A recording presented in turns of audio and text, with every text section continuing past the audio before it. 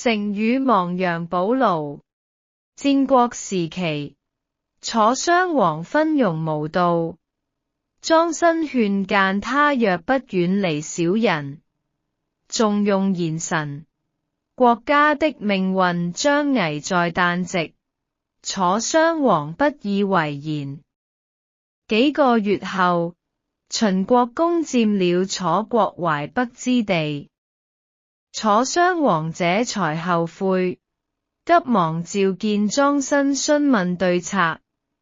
莊辛表示：見兔而顧犬，未為晚也；亡羊而補牢，未為遲也。意即雖然丟了羊，失土，但現在修補羊圈，整頓國政，仍不遲。楚襄王隨後重用莊辛修復失地。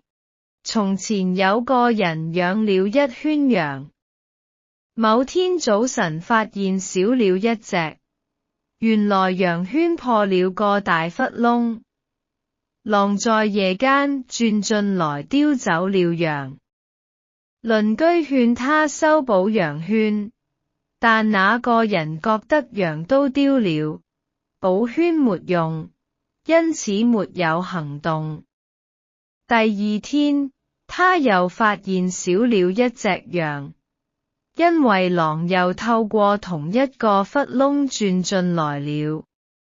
他這才後悔沒聽勸告，立刻堵上窟窿，修好羊圈。此後，他的羊再也沒被狼叼走過。亡羊補牢是寓意為出了問題後，及時採取補救措施，可以防止繼續受損失。例句二：以前沒好好念書，現在開始努力還來得及，畢竟亡羊補牢，猶未為晚。